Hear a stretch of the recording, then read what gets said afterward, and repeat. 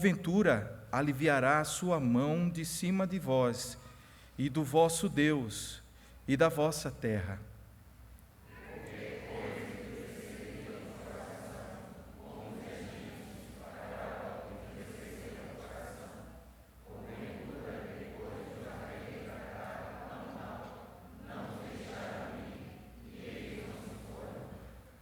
Agora, pois, fazei um carro novo. Tomai 2 vacas com crias, sobre as quais não se pôs ainda jugo, e atai-as ao carro. Seus bezerros levá-los-eis para casa.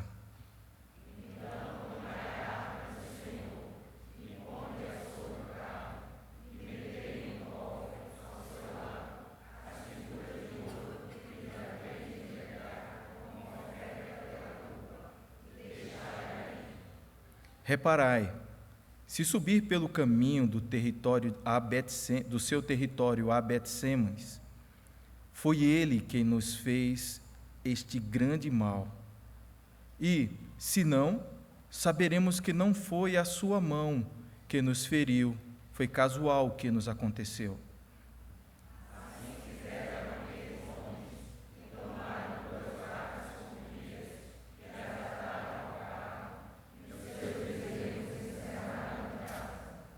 Puseram a arca do Senhor sobre o carro, como também o cofre com os ratos de ouro e com as imitações dos tumores.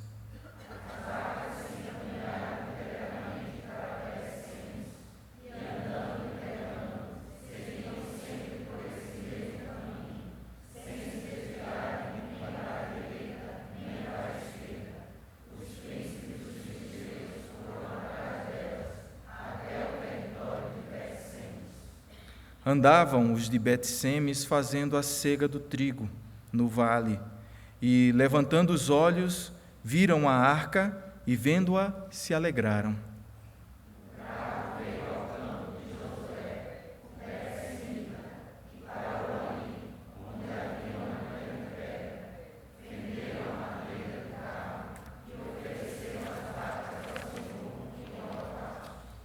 Os levitas desceram a arca do Senhor, como também o cofre que estava junto a ela, em que estavam as obras de ouro, e os puseram sobre a grande pedra. No mesmo dia, os homens de Bet-Semes ofereceram holocaustos e imolaram sacrifícios ao Senhor.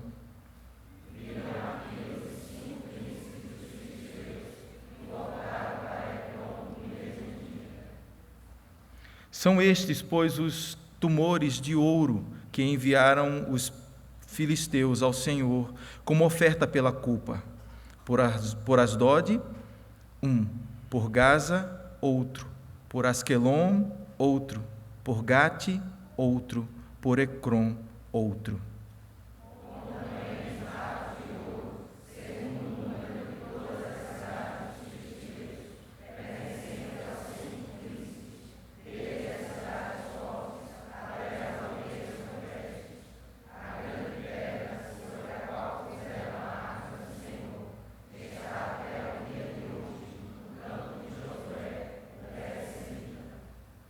Amém. Vamos orar ao Senhor.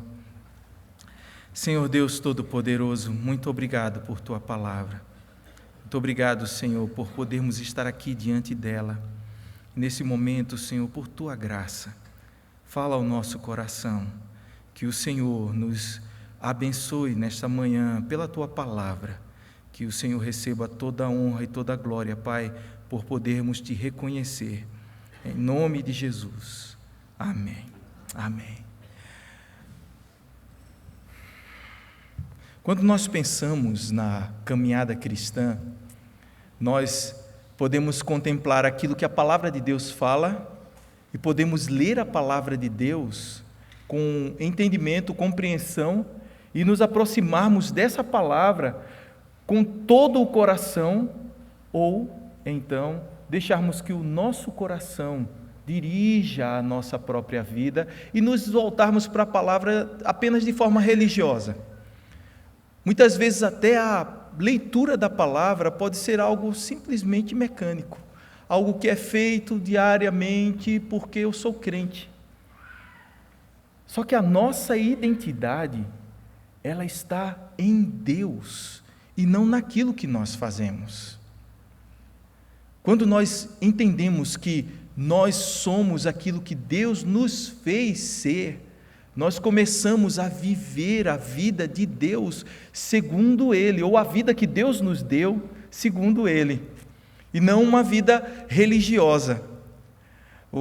Essa época aqui do povo de Israel é uma época difícil. Se nós formos ler o livro de Juízes, quando lemos nós nos escandalizamos, né? Eu lembro da primeira vez que eu li Juízes todo, de ponta a ponta. Sempre lia textos quando algum pastor ia pregar, mas nunca tinha lido ele completamente, até aquele dia que eu li, eu disse, que povo horrível, que povo é esse que se volta contra Deus desse jeito, que sacrifica os seus filhos, que não ensina aos filhos sobre o Deus de Israel, e levanta-se uma outra geração que não conhecia o Deus de Israel, depois de tudo que o Deus de Israel havia feito.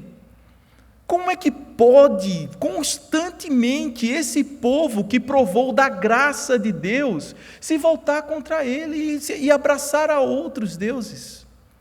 Havia nessa época, no meio do povo de Deus, outros deuses nos lares dos israelitas. Havia entre eles deuses que não eram o Deus verdadeiro, o Deus Todo-Poderoso. Apesar de terem atravessado o deserto, apesar de terem sido supridos pelo Senhor diariamente, a coluna de nuvem durante o dia, não é?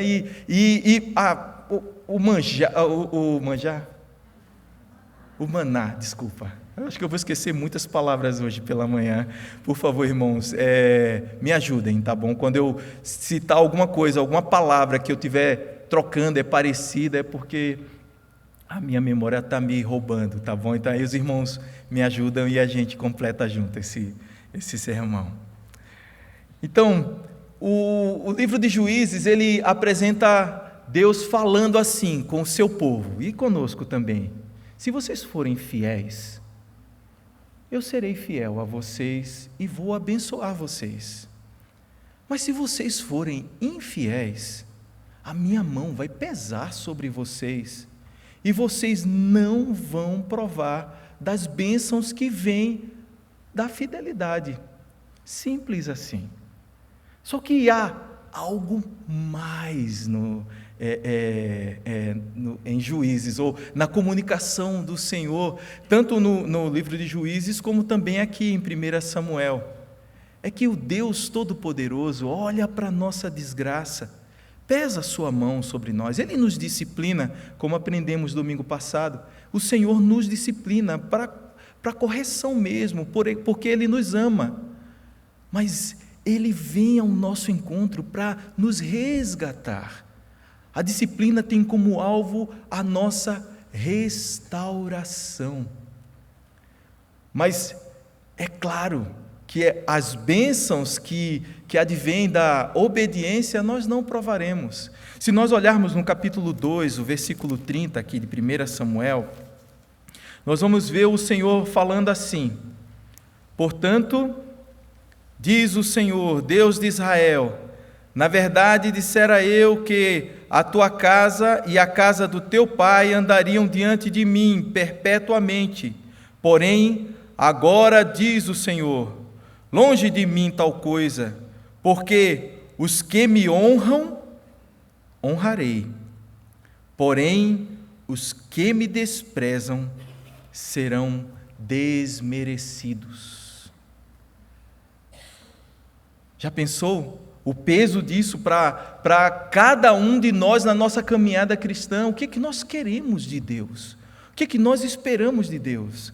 Lá em Tiago, ele fala que o Senhor resiste aos soberbos, mas dá graça aos humildes, e que os soberbos são aqueles que não querem saber de Deus, e os humildes são aqueles que se submetem ao Deus Todo-Poderoso. Os termos que a palavra de Deus usa para falar sobre nós quando somos humildes ou quando somos soberbos, já são termos graciosos por demais. Não é verdade? Quem imagina o simples fato de nos submetermos ao Deus Todo-Poderoso, o Criador do Universo, o Senhor soberano sobre todas as coisas, já é uma atitude de humildade na perspectiva de Deus, no sentido como Deus nos trata. É muita graça, porque na realidade nós não estamos fazendo nada mais do que a nossa obrigação. Nós que agora tivemos os olhos espirituais abertos e conhecemos a esse Deus.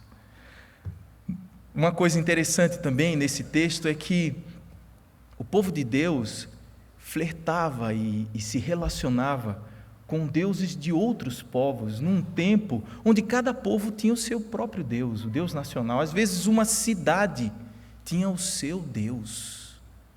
Então, esse é o seu Deus. Se você vier na nossa cidade, você precisa adorar a esse Deus. Se você está sob esse domínio, você precisa se submeter a esse tipo de adoração. Não foi por isso que o povo de Deus também, ainda depois de Jesus Cristo, foi perseguido também, porque não adorava ao imperador? Em todo esse tempo, o povo de Deus ficava olhando para os outros povos e dizendo: rapaz, aquele Deus sim é que é um Deus maravilhoso. Nosso Deus, eu não sei por que esse pensamento, mas eles diziam que não amavam a Deus quando eles viravam as costas para Deus e se abraçavam com outros ídolos. É estranho, é escandaloso. Quem conhece o Deus Todo-Poderoso virar as costas para Ele? É algo aparentemente natural, mas é algo que tem a ver com o nosso coração e com o sistema do mundo, com o inimigo das nossas almas, que constantemente está tentando enganar aos escolhidos, para que eles não adorem ao Deus de Israel, mas tenham outros deuses diante de si.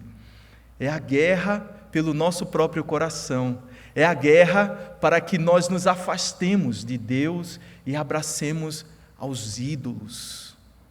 Como citou na semana passada, não sei se foi o pastor Joselito ou o pastor Augustus, nosso coração é uma fábrica de ídolos, foi o que disse João Calvino. Isso é uma realidade. Constantemente nós estamos lutando contra ídolos, e ao olharmos para esse texto nós vamos ver que os riscos que o povo de Deus viveu são riscos nossos também. A palavra de Deus diz assim, o primeiro versículo já começa dizendo assim: 7 meses esteve a arca do Senhor na terra dos filisteus. 7 meses. E é só isso que diz. 7 meses a arca do Senhor, a representação física da presença de Deus, estava na terra dos filisteus. 7 meses é muito tempo? Eu acho que é. Deve ser, 7 meses deve ser muito tempo. 7 meses onde o povo de Deus não levantou a cabeça, não foi buscar a arca do Senhor, deixou de brigar por ela. O nosso Deus agora não é mais o nosso Deus. Se nós formos fazer uma retrospectiva, nós temos esse povo que não adora mais a Deus, que não busca a Deus. Claro, havia, e o livro de 1 Samuel começa falando sobre isso. Samuel relata a história dos pais dele, que iam constantemente ao templo do Senhor para levar ofertas ao Senhor. Eles faziam a peregrinação e chegavam a Ramá, e lá eles entregavam ao Senhor a sua oferta. E Eucana, que é o pai dessa família, era um homem de Deus. Era um homem que constantemente adorava a Deus, mostrando que, mesmo apesar de toda a apostasia, o Senhor sempre mantém um remanescente fiel. E esse homem levava a sua família junto com ele, dava porções aos seus filhos e às suas esposas, mas a uma delas, Ana, ele dava porção dobrada, porque ele a amava. Mas essa mulher não tinha filhos, e ao Senhor aprove conceder a ela ter um filho. Ela pôs o nome de Samuel, e ela tinha prometido antes dele nascer que ele seria dedicado ao Senhor. E esse menino é entregue, depois de desmamado, ele é entregue ao Senhor mesmo, porque ele vai viver e ser educado por um homem chamado Eli, que era o sacerdote na sua época, era o juiz do momento em Israel. E ele era um homem extremamente falho na criação de filhos, e mesmo assim, porque Ana estava entregando ele ao Senhor, ela deixou ele aos pés de Eli. Eli tinha 2 filhos, os irmãos sabem, Hofni e Finéias, que eram filhos de Belial, eram uma desgraça no meio do povo de Deus. Eles viviam profanando a casa de Deus, os sacrifícios do Senhor, e Deus já havia prometido a Eli que ele mataria os filhos dele. Mas Samuel cresce um homem de Deus, para quem Deus fala pessoalmente, mas o restante do povo está distante de Deus, ou a maioria do povo. E esse povo então vai à guerra contra os filisteus e perde a batalha. E eles resolvem agora, vamos fazer o seguinte, vamos levar a arca de Deus, porque a arca de Deus vai ser o segredo da nossa vitória. Só que eles estavam querendo, na realidade, a vitória pela vitória, para eles mesmos e não para a glória de Deus. Eles estavam usando a arca de Deus como amuleto da sorte para vencer a batalha contra os filisteus. E eles são derrotados de uma forma muito maior nessa segunda batalha, e a arca do Senhor é levada ao templo de Dagon, na terra dos filisteus. E aos pés de Dagon se acha então, pelo menos pensam os filisteus, nós somos demais, nós somos muito poderosos, nós vencemos e ainda trouxemos como nosso refém o Deus de Israel. Lê do engano, não é verdade? Porque no dia seguinte Dagon está caído diante da arca do Senhor, e eles levantam o Deus deles, e no dia seguinte Dagon não somente caiu, como caíram também os seus braços e a sua cabeça. Eles haviam vencido aquele povo, o povo de Israel, que era conhecido como o povo do Deus Todo-Poderoso, mas que não estavam mais andando com ele.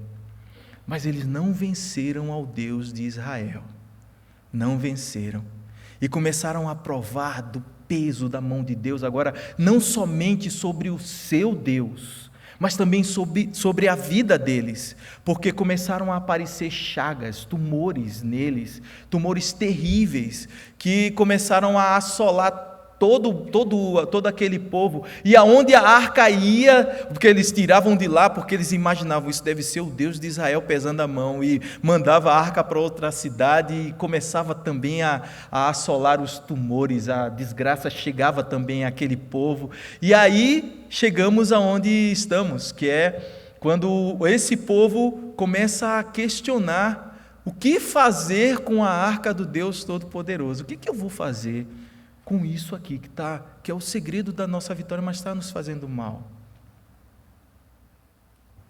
Só que 7 meses durou tudo isso, e o povo de Deus não fez nada.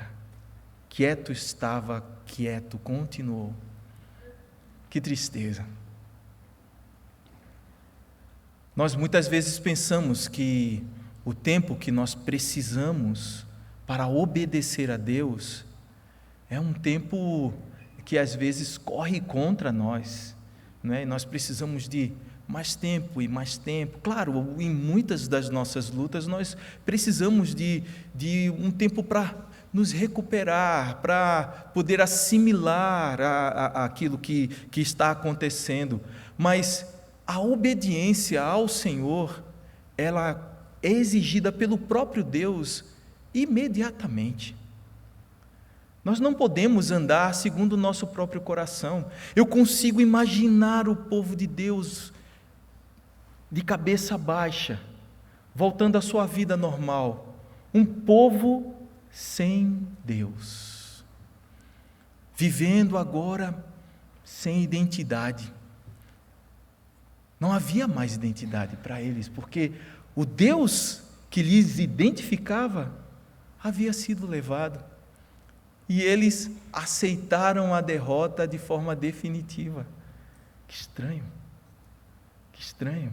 Eu consigo ver também uma descrição disso, ou pelo menos uma profecia disso, ou da condição em que eles ficavam, a descrição do coração deles, na atitude da esposa de Finéias, um dos filhos de Eli, um dos filhos horríveis de Eli, né, que foi morto na guerra, e nessa guerra onde a arca do Senhor foi levada, e veio um mensageiro até a cidade onde estava Eli, para avisar todo o povo que a desgraça havia chegado a eles, que eles haviam sido derrotados. E quando ele chegou até Eli e contou que os 2 filhos dele haviam morrido e que a arca do Senhor havia sido levada, Eli caiu da cadeira e quebrou o pescoço, morreu. E a sua nora, ela concebeu, ela que já estava para ter bebê, já estava próximos dos dias de ter bebê, quando ela soube que o marido dela havia morrido, que a arca do Senhor havia sido levada, ela pariu na mesma hora um filho. Vamos dar uma olhada lá no capítulo 4, porque as palavras dela, no final do capítulo 4, a partir do versículo 18, as palavras dela mostram uma consciência da situação em que eles haviam chegado. Ao fazer ele, o mensageiro, menção da arca de Deus, caiu Eli da cadeira para trás, junto ao portão, e quebrou-se-lhe o pescoço, e morreu, porque era já homem velho e pesado, e havia ele julgado a Israel 40 anos. Estando sua nora, a mulher de Finéias, grávida, e próximo ao parto, ouvindo estas novas, de que a arca de Deus fora tomada e de que o seu sogro e o seu marido morreram, encurvou-se e deu à luz, porquanto as dores lhe sobrevieram. Ao expirar, disseram as mulheres que a assistiam: não temas, pois tiveste um filho. Ela, porém, não respondeu, nem fez caso disso. Mas chamou ao menino e acabou, dizendo: foi-se a glória do Deus de Israel. Isto disse ela porque a arca de Deus fora tomada e por causa do seu sogro e de seu marido. E falou mais: foi-se a glória de Israel, pois foi tomada a arca de Deus. Pronto, foi-se a glória de Israel. E acabou, é uma junção de 2 palavras, né? O não do i e o acabou, que é glória. Tem a ver com honra, com dignidade. Tem a ver com a presença de Deus, a glória de Deus no meio do povo. Uma glória que o próprio povo de Deus, que tinha ela entre eles, não via. E por isso a arca passou tanto tempo sem ser buscada. E talvez nunca mais fosse buscada, não fosse Deus, que continuou pesando a sua mão sobre o povo de Israel. Desculpa, me perdoe, irmão, sobre os filisteus. A mão do Senhor estava pesando sobre Israel também, mas o que eu queria falar era sobre os filisteus. A mão do Senhor pesava diariamente sobre eles. E eles começaram a perguntar, aqui a partir do versículo 2, a questão deles é: como é que nós faremos? Então, os seus adivinhadores, os chefes religiosos da sua época, os sábios, disseram assim: olha, vamos fazer o seguinte, vamos oferecer para eles a arca de volta, vamos mandá-la de volta, mas não vamos mandá-la vazia. Vamos mandá-la com uma oferta pela nossa culpa, porque nós trouxemos o Deus deles. E vamos mandar para eles figuras feitas de ouro dos nossos tumores e dos nossos ratos. Alguns comentaristas até falam que talvez o que estava acontecendo com o povo era a peste bubônica, transmitida pelos ratos e que trazia esses tumores nas virilhas. Há uma tradução que traz assim, fala dos tumores nas virilhas dos filisteus.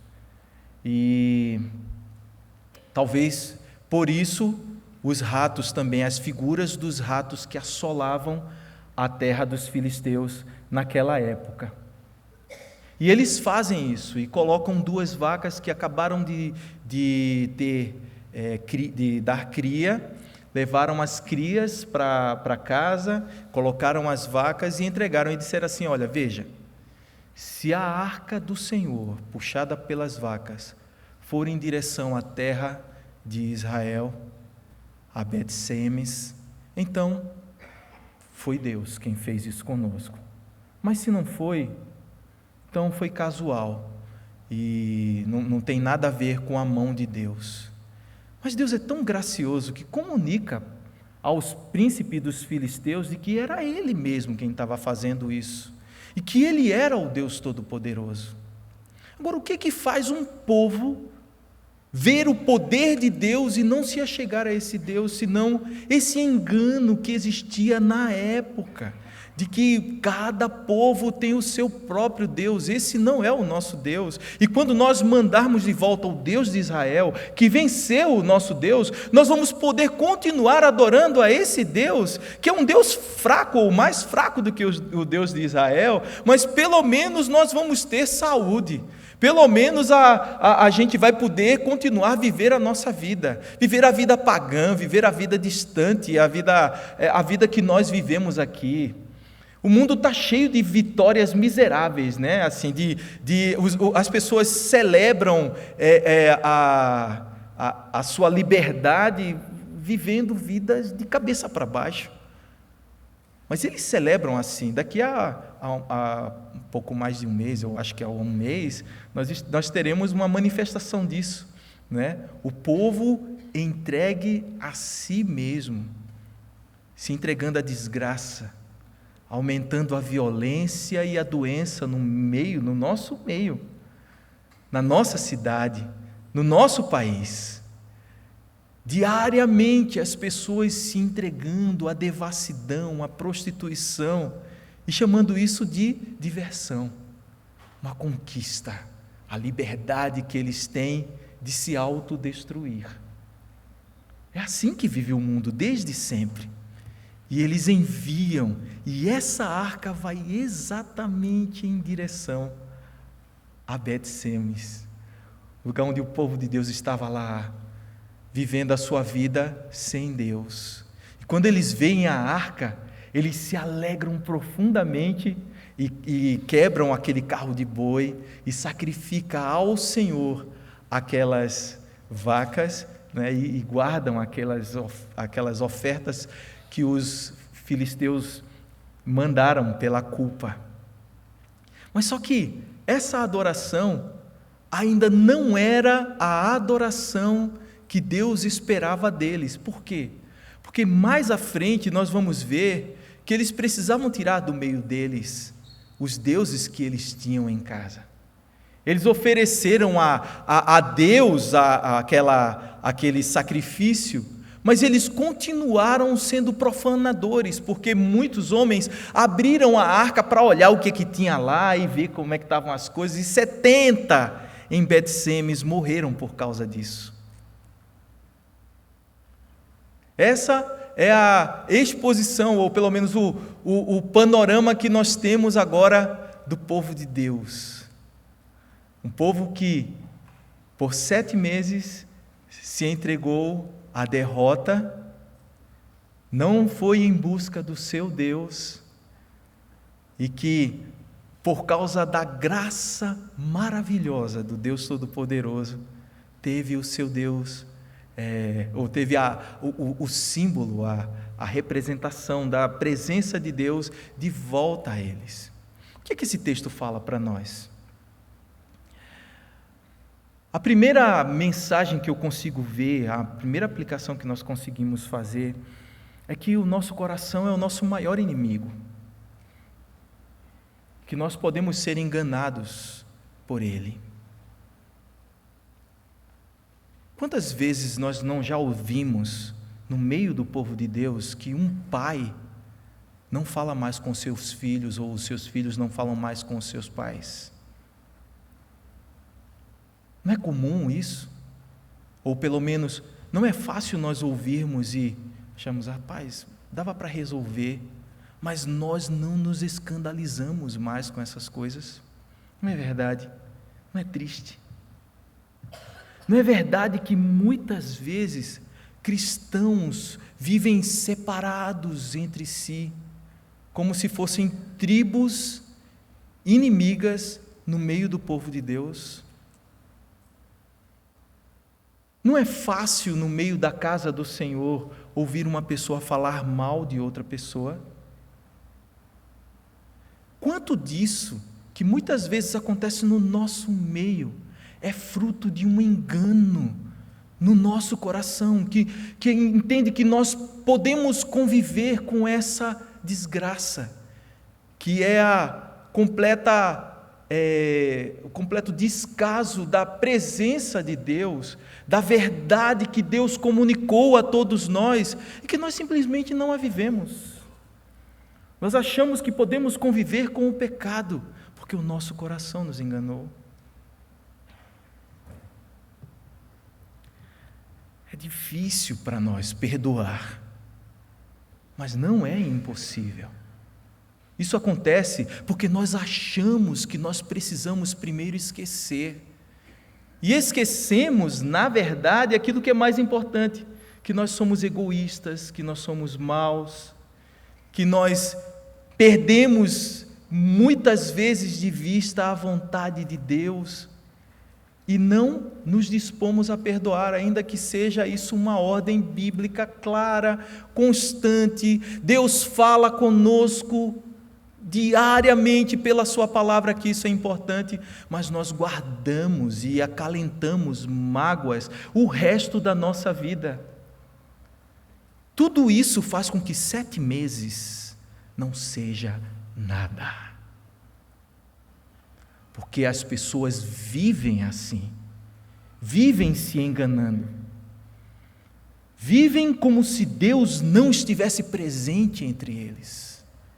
Essa é a desgraça do povo de Deus. Eu não estou falando do mundo, não estou falando do mundo, eu estou falando de nós, de mim, de vocês. O quanto da presença de Deus é considerada entre nós. O quanto estamos atentos ao engano do nosso coração e estamos dispostos a fazer o caminho de Deus ao invés do nosso próprio caminho, ao invés de nos entregarmos à nossa própria derrota que é feita pela nossa própria limitação. Nós perdemos a nossa identidade. Nós não somos aquilo que fazemos, somos aquilo que Deus nos fez ser. É a nossa identidade que vai nos livrar daquilo que nos leva, nos faz caminhar uma vida de pagãos. A nossa identidade está em Deus. Foi Ele quem nos fez, foi Ele quem nos resgatou. E nós precisamos abrir os nossos olhos espirituais e vivermos vidas que glorificam a esse Deus. Não podemos deixar passar nem um minuto sem obedecer a Ele. Nós não podemos nos entregar à derrota do nosso próprio coração, como se nós dependêssemos dEle para viver uma vida de fidelidade. Eu não dependo disso. Eu não dependo do meu coração para perdoar o meu irmão. Eu não dependo do meu coração para obedecer a Deus. Eu dependo de Deus para tudo isso. E Ele já me chamou para tudo isso. Em João, no capítulo 14, versículo 21, o Senhor Jesus Cristo diz: aquele que tem os meus mandamentos e os guarda, esse é o que me ama. Iveson está aí não, né? Clésia? Está com o bebê, que pena. Porque esse cântico fala, esse é o que me ama, aquele que tem os meus mandamentos e os guarda. E aquele que me ama será amado por meu Pai.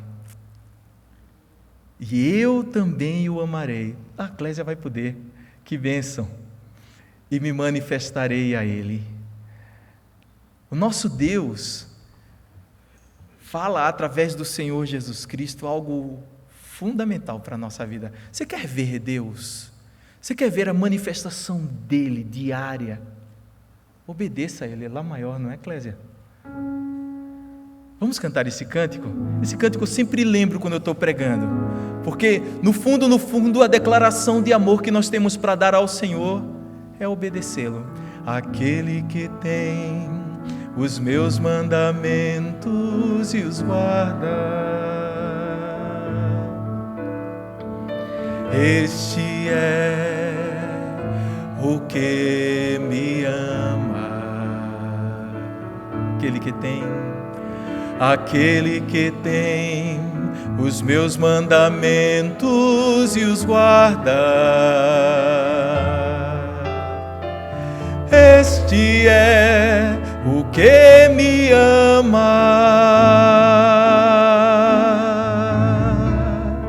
E aquele que me ama será amado por meu Pai.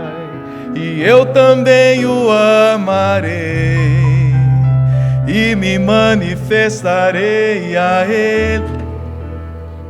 Aquele que tem os meus mandamentos e os guarda,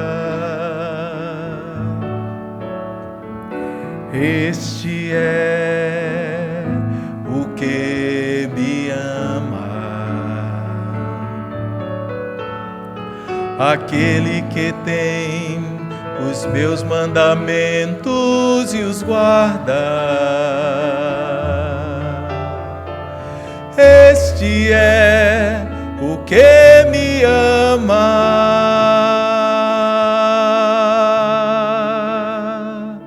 Este é o que me ama.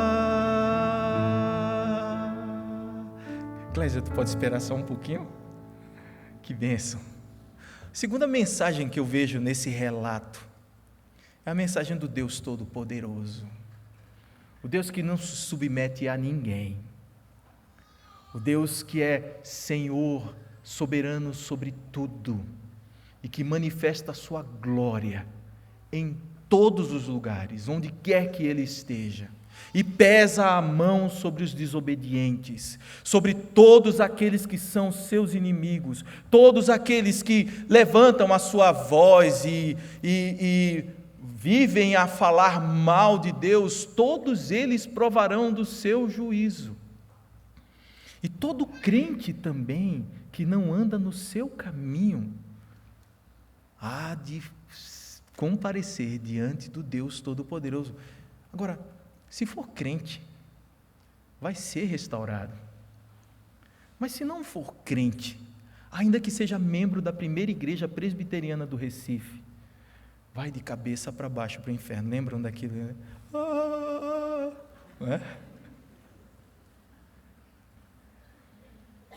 É essa a promessa.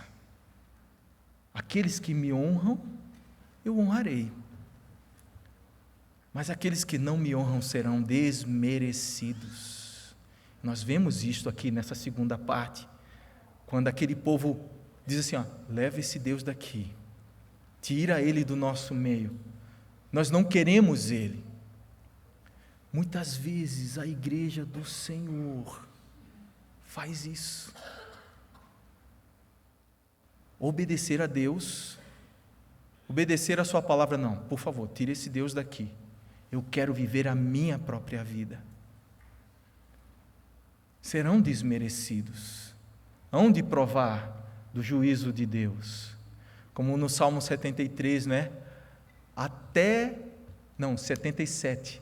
Até que entrei no santuário de Deus e atinei para o fim daqueles que falam mal de Deus, daqueles que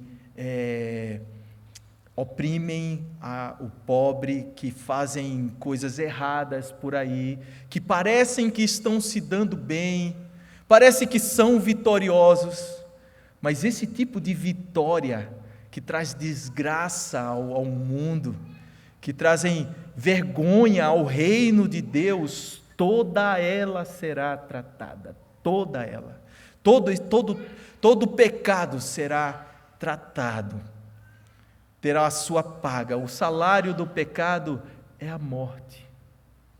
Mas existe um dom gratuito sendo oferecido diariamente, graciosamente, a cada um de nós. Jesus Cristo ofereceu a nós isso. A oportunidade de reconhecer o poder de Deus, a graça de Deus, a glória de Deus. E o que nós estamos fazendo? Quando cantamos, nós cantamos da boca para fora? Ou estamos comprometidos com a mensagem que nós cantamos? Durante o culto, nós cantamos um cântico que eu acho lindo, que o título dele é Deus, Somente Deus. Ele também serve para essa aplicação. Clésia, tu pode nos ajudar? Que ele fala assim: Deus, somente Deus, domina o trono do universo. Que a voz da criação se erga para dar louvor exclusivamente, somente a Deus. Vamos cantar essa primeira estrofe? Deus, somente Deus, criou o mundo e o que nele há. O ser que pode respirar existe para mostrar a glória do Senhor. Deus, somente Deus, os seus mistérios pode revelar,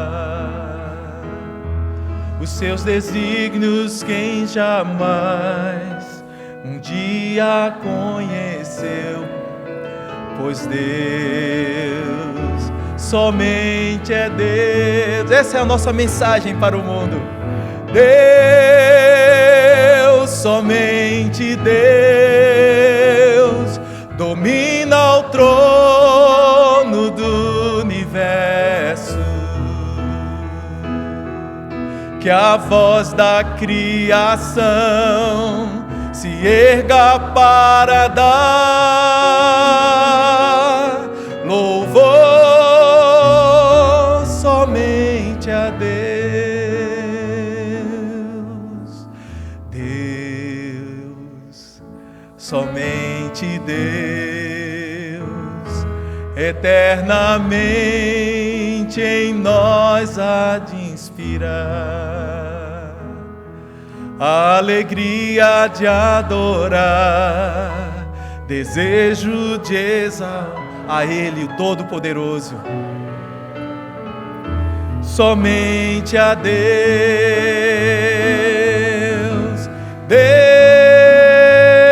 Deus, somente Deus,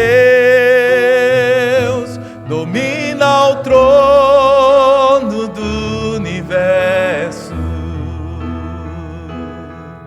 Que a voz da criação se erga para dar louvor somente a Deus.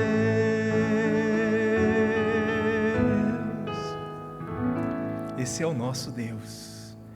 É nele que está a nossa identidade. Saiba que todo aquele que luta contra o pecado não tem no pecado a sua identidade, mas no seu Deus. Você luta contra desejos homossexuais, saiba, o maior engano do Sapricó é convencer você de que você é homossexual.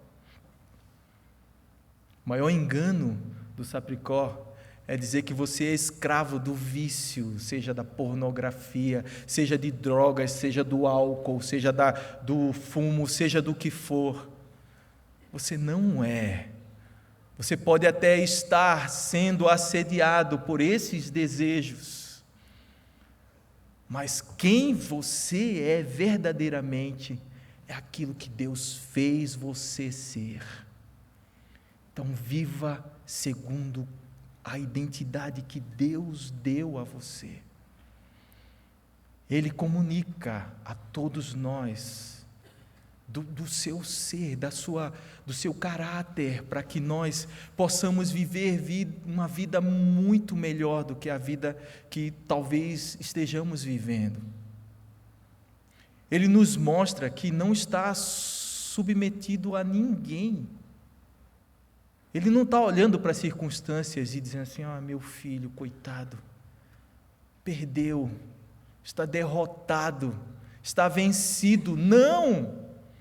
Porque não é isso que Ele nos fez ser. Ele nos fez seu povo. E nós só perdemos batalhas quando nos afastamos dEle. Mas quando chegamos até Ele, não importa qual seja a barreira, quem Ele nos fez ser vai prevalecer, porque essa é a terceira aplicação que eu vejo nesse texto, é que é Ele quem vem ao meu encontro. A sua graça é tão maravilhosa, que eu estou caído, derrotado pelo meu pecado, e Ele vem ao meu encontro. No texto, a figura da presença de Deus no meio do seu povo, vem andando puxado por um carro com vacas. Mas essas vacas, elas não se desviam nem para a direita, nem para a esquerda, mas faz o seu caminho na direção do povo de Deus, para resgatá-los de volta para si. Essa é uma figura maravilhosa daquilo que aconteceu conosco. Todos nós andávamos desgarrados como ovelhas. Cada um se desviava pelo caminho. Aí vem Deus e envia Jesus Cristo em nossa direção, para o nosso meio. O nosso Redentor veio a nós quando nós éramos inimigos ainda dele, pecadores, desgarrados, vivíamos perdidos e Ele nos achou. Nós fomos achados por Ele, nós fomos alcançados por Ele. Nós podemos viver para a glória dEle, ou podemos viver como pagãos. Mas qual é a nossa escolha? Hoje pela manhã, mais uma vez, podemos nos consagrar ao Senhor e reconhecer a graça maravilhosa de Deus. Graça maravilhosa que vem ao nosso encontro, ainda que estivéssemos de costas para Ele, mas Ele nos chamou e nos salvou irremediavelmente. Não há como mudar a nossa situação. Se eu subo aos céus, lá estás. Se eu faço a minha cama no mais profundo abismo, lá estás também. Se eu tomo as asas da alvorada e me detenho nos confins dos mares, ainda lá me haverá de guiar a tua mão e a tua destra me susterá. Se eu digo às trevas, o meu pecado com efeito vai me encobrir, e a luz ao redor de mim vai se fazer noite, eu estou vivendo em trevas, até as trevas não te serão escuras. As trevas e a luz, para Deus, não tem diferença. São a mesma coisa. Nada atrapalha o seu olhar na nossa direção. Aí tem um cântico que ele diz, eu comecei com esse, aí tem um cântico porque eu queria, Clésia, por favor, mas, e com esse nós encerramos. que ele fala assim: quem sou eu para que o Deus de toda a terra se preocupe com o meu nome, se preocupe com minha dor, se ocupe em cuidar de mim? Quem sou eu? Em Sol maior, Clésia. Quem sou eu para que o Deus de toda a terra se preocupe com meu nome, se preocupe com minha dor? Quem sou eu para que a estrela da manhã ilumine o caminho desse duro coração? Não é por causa de quem sou, não por causa de quem sou, mas porque tu és fiel.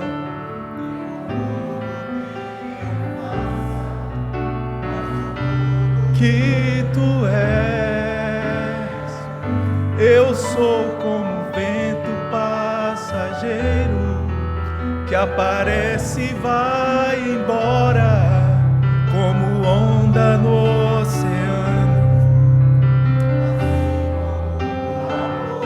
e ainda escutas quando eu chamo, me sustentas quando eu clamo, me dizendo quem eu sou. É o que ele diz que eu sou. Eu sou teu, nós somos dele, pertencemos a ele. Aleluia!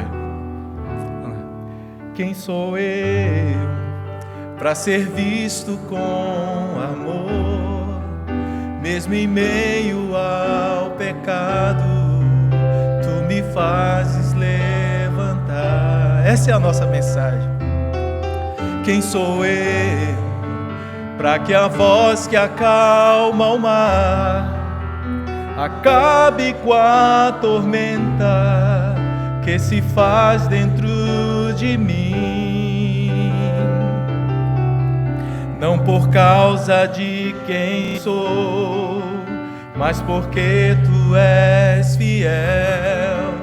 Nem por tudo que eu faça, mas por tudo que tu és. Eu sou como o vento passageiro que aparece e vai embora, como onda no oceano, assim como um vapor, e ainda escutas quando eu chamo, me sustentas quando eu clamo, me dizendo quem eu sou. Eu sou teu.